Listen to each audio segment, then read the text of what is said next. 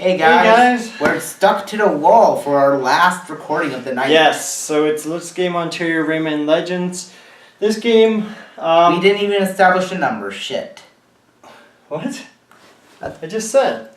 No, you said Rayman Edition. Let's Game Ontario 70, I just said that. Anyways. Back to the corner. Yes, back to the corner for you, Mr. I forgot the number. So this game is really cool. I really liked it. I really like the fact that they obviously, I think I read about it, they really tried to make a game that would only work on the Wii U, and they have done wonders for it. Yeah, like one person distracts it tickles the pirate or whoever you're facing, and then the other person comes up and wallops them. I mean, you can't play this game on your own, and I think that's why it's sort of hard.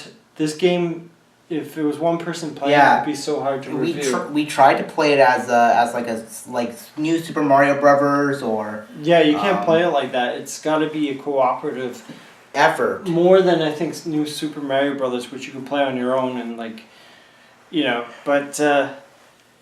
Yeah, it's pretty. Like every scene, you want to keep playing because it's such a pretty game, and you want to see like the art that they drew, and like you can see how like it must have taken so many human hours to draw and paint almost everything. Yeah, like it's just unbelievable the amount of effort that went into the style of this game. Yeah, it's like everything feels like a water painted background, and the animations are just like it's like a piece of art, really, this game.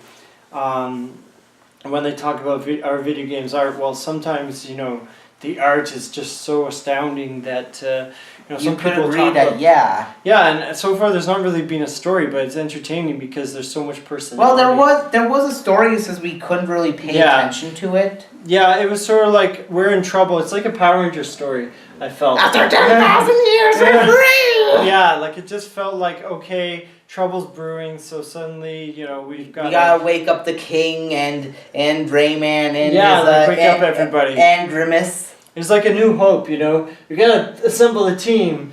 News team assemble! That's what it felt like. Yeah. Yeah. I was thinking more Avengers. But. Okay, well, I just suddenly had Anchorman on my mind, so. But I can see, I think, that's the hardest part about games like this, like having the people around to properly play it.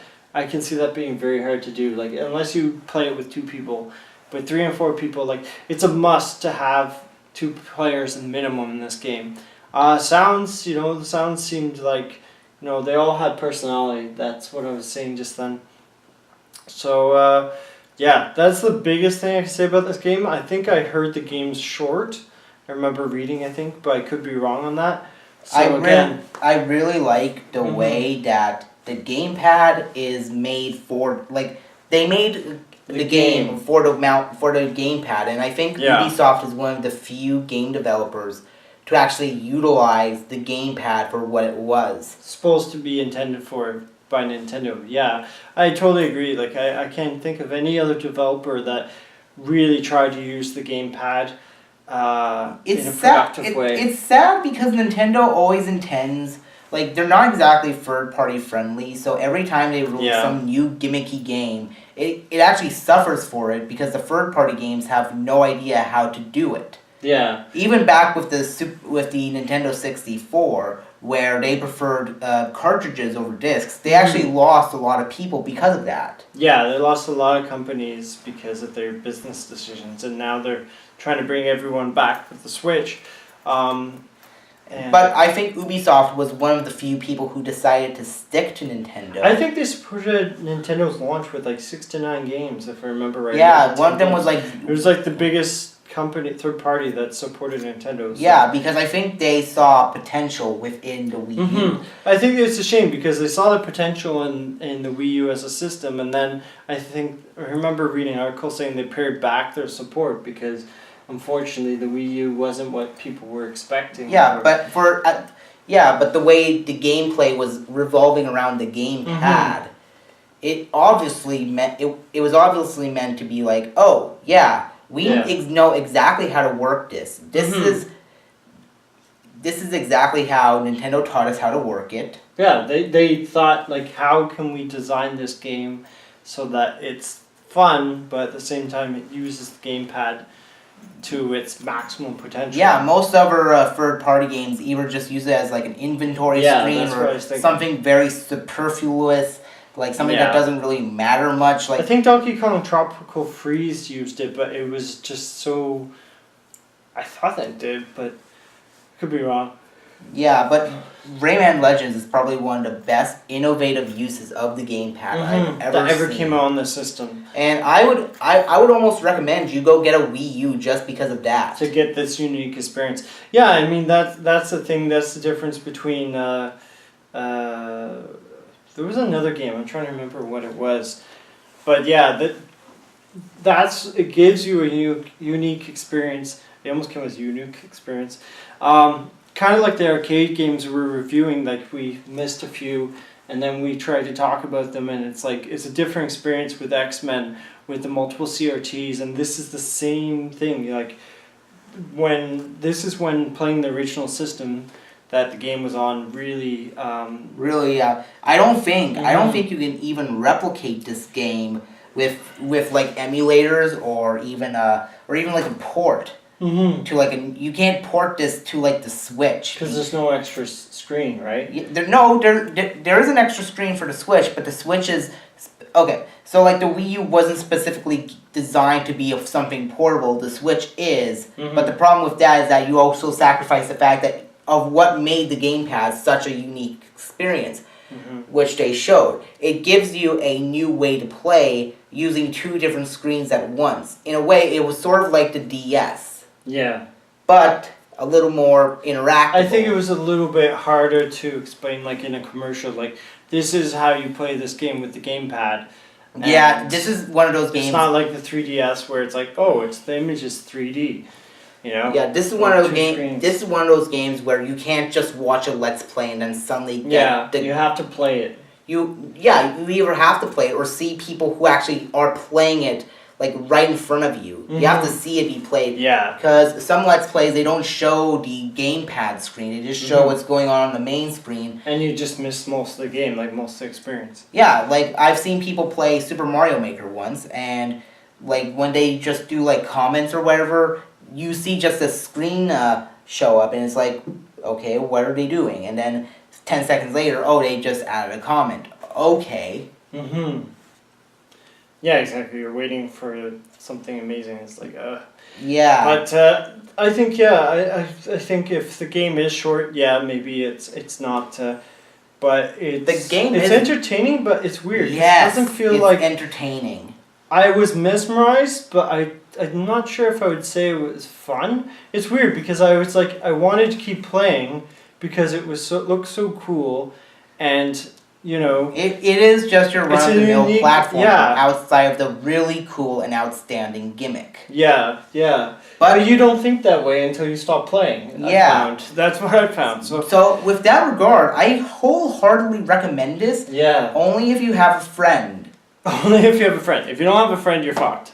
So. Yeah, I know. It just sounds funny what you were saying. Like, if you don't have any friends, don't buy this game. Yeah, because it's pretty cool. I think you can play this solo, but like you'd have to like switch out between Rayman and Marley or Marfy or the Firefly dude. Muffy, Crosswire. Yes, Yuffie. But anyway, sorry, I'm just messing with you because it's late. And we are the tireds. But yeah, I don't think it would be the same experience, even if you switched it around. Like that's what Trine is like. You can have 4 people playing. It's kind of like this. So it's a good thing you mentioned that. But they all have their own special abilities. So, but I think when you're not forced to have those players there, it's a different experience. Yeah, altogether. Yeah, like if you're one person just playing Trine on your own. Yeah, it looks great, kind of like this game, but I think with that interaction between people, you really have to, like we saw with the bridges. Yeah. I remember someone once saying that food tastes great when eaten with other friends. Yes, and this is like a game that tastes better when played with other friends. So it's like almost like Switch. You could all taste the bitter games with their bitter coating together and enjoy it. Oh my god, I just remembered, yeah. Taste a Switch. Have you tasted a Switch today? How do you taste the Switch today? Go to McSwitches. Switchies. Swiffies. Yeah. Take a McSwizzler. But anyways. Alright. We're just like rambling off randomly. Yeah, so your thoughts, final thoughts. I think this game is great. I don't think $70 seems kind of high, because it's a huge buy-in. But yeah, you could probably find it in a thrift store now. $20 or $25. Yeah, now it's definitely. Especially since the Wii U's left for dead by Nintendo. Yeah. Yeah. Though I wouldn't be surprised if they try to switch over onto the Switch. Yes. No, I don't think it would be the same experience because the gamepad is slightly different than the Nintendo Switch. They would have to have like a screen accessory, I guess. Yeah. Because or they have can't to share your game with unless the Switch screen is touchable. Well, it is, but it would still be different because the it's bonded to the TV. Yeah, and one person has the screen, but when everyone shares the screen, it wouldn't work. Yeah, if you had to couldn't port it, as you said. Yeah, the Switch has it's problematic because of the screen's capabilities. Yeah. That's why this game is so unique for the Wii U because it was built for the Wii U. It can't be played on a computer. It can't be played on on a Switch. Yeah. It has to be played on the Wii U. There's no other way around it. Mm-hmm. Yeah, it wouldn't. I don't think it came out on PC. If it did, I'd be really surprised. But, yeah, maybe it did. Maybe it didn't. Yeah, I don't think it did, but I could be wrong. But. Yeah, I think it deserves an 8.5. It's kind of short, maybe. And it deserves 2 thumbs up for me. Yes.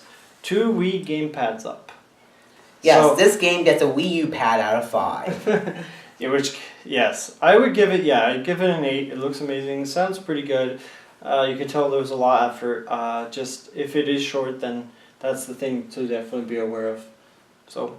5-10 hours. But then I think you can go back and collect stuff. I don't remember. Like that's the replayability. Yeah. And I think it has all the merits of a good platformer game. It plays differently than Mario for sure. Yeah, if you're looking for something that's very different and is very interesting to go through the levels and see the new artwork. So. Okay. Yeah, I don't think we have anything else to say. So you're gonna. I'm good. All right. Adios. Keep on gaming, guys. Till the next time. Ciao. Adios.